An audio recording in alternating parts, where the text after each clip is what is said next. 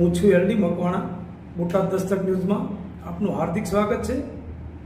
દોસ્તો, ગુજરાતના ભારતીય જનતા પાર્ટીના મહિલા મોરચાના કાર્યકરો જેવા ધારાસભ્ય રીવાબા જાડેજા, દક્ષિતાબેન શાહ, કાશ્મીરા નથવાણી, લીલુબેન જાદવ તેમજ ઘણા બધા અનુસૂચિત જાતિના અને બક્ષીપદના આ તમામ ભેગા થઈને તમામ મહિલાઓ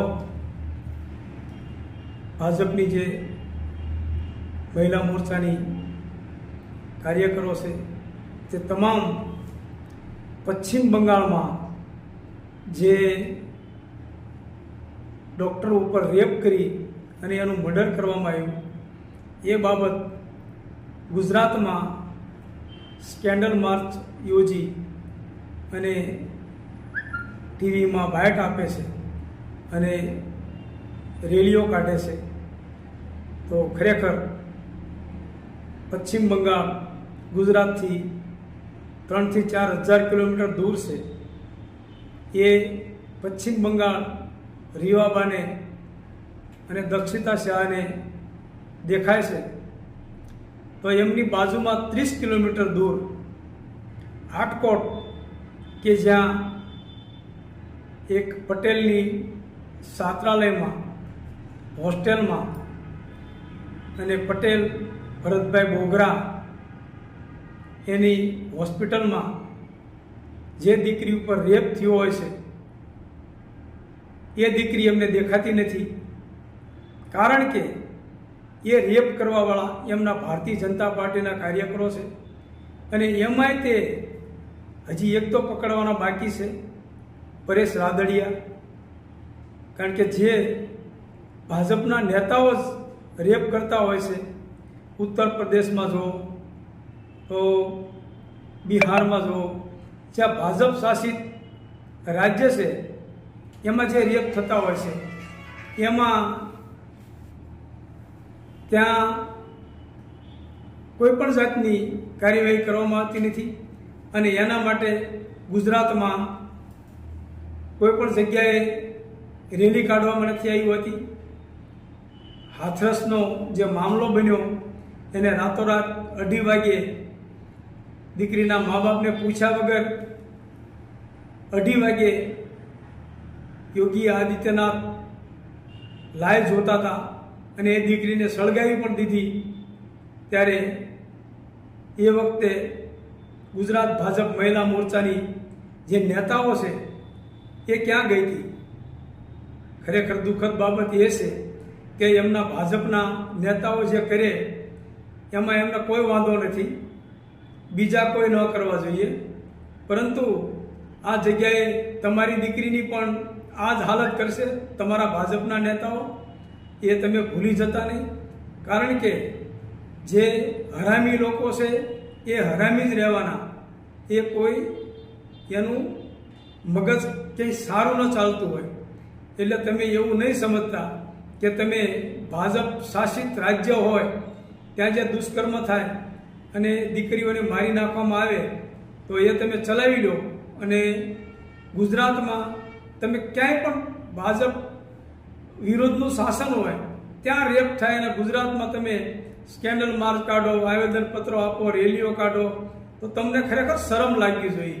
તમારામાં નાક કાન કે શરમ જેવું હોય ને તો રીવાબા અને દક્ષિતાબેન શાહ, તમારામાં શરમ જેવું કે નાક કાન હોય તો તમારે ગુજરાતની જે બેન દીકરીઓ પર રેપ અને બળાત્કાર થયા છે એ ઘરમાં સાની માની બેઠ્યું છે. જો તમે દરેકની પડખે ઊભી રહો ને તો એ ઘરમાંથી બહાર નીકળીને આવે એવું છે કે અમારી ઉપર રેપ થયા છે, પણ તમે જ એમને દબાવી દો છો અને તમે જ એમને તમારા જે ભાજપના નેતાઓ છે એ રેપ કરે છે એને તમે સાવરો છો.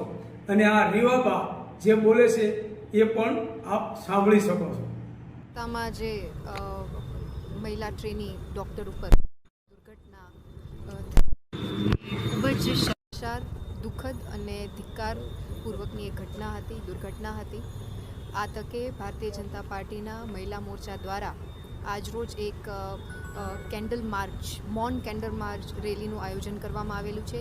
આ આયોજન એ પીડિતાના એની આત્માને શાંતિ માટે, એમના પરિવારજનોને સધિયારા આપવા માટે, તેમજ પશ્ચિમ બંગાળમાં રાજ્ય સરકારની જે આખી વૃત્તિ જે છતી થાય છે એના વિરોધમાં પણ આ એક મૌન માર્ચ રેલીનું આયોજન છે. મહિલા સંચાલિત રાજ્ય હોય અને એમાં આવી અસંવેદનશીલ દુર્ઘટના આકાર પામતી હોય ત્યારે એ આપણા બધા માટે એક ચોંકાવનારી ઘટના છે. આ પહેલીવાર નથી, આના પહેલાં પણ ભૂતકાળમાં પણ અનેકો એવી પશ્ચિમ બંગાળમાં દુર્ઘટનાઓ આકાર લીધી છે કે જેમાં એક મહિલાને પ્રેરિત કરી, અને આ જે દુર્ઘટના છે એ ખાસ કરીને મલ્ટિપલ ટાઈમ્સ ઓફ ગેંગ રેપની ઘટના આપણી સામે પોસ્ટમોર્ટમમાં સામે આવી છે. ત્યારે આ એક પ્રશાસનની, પશ્ચિમ બંગાળના રાજ્ય સરકારના પ્રશાસનની એક જે ફેલિયર છે કે એક મહિલા જ્યારે મુખ્યમંત્રી હોય ને એમના રાજ્યમાં આ પ્રકારની કોઈ દુર્ઘટના આકાર લે, તે ખૂબ જ શર્મસાર આ દુર્ઘટના છે. અને એના જ વિરોધમાં અમે સૌ અત્યારે ભારતીય જનતા પાર્ટીના મહિલા મોરચાની આગેવાનીમાં એકત્રિત થયા છીએ.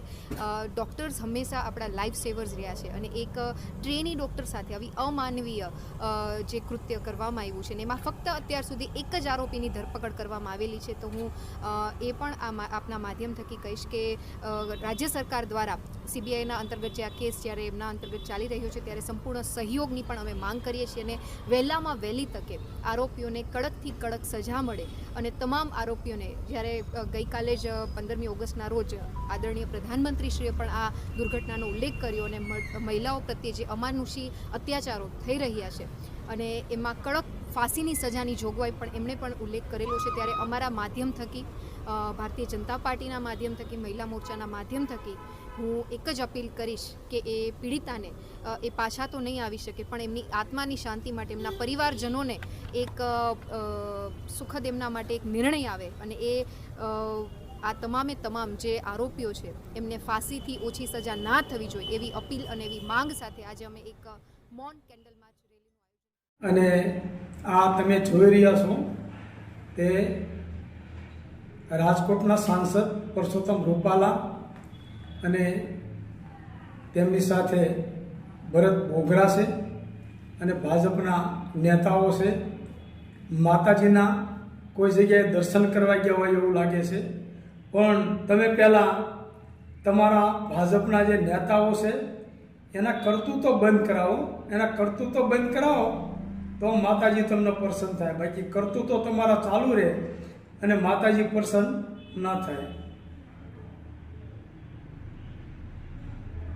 Botad Dastak news, LD Makwana, Botad.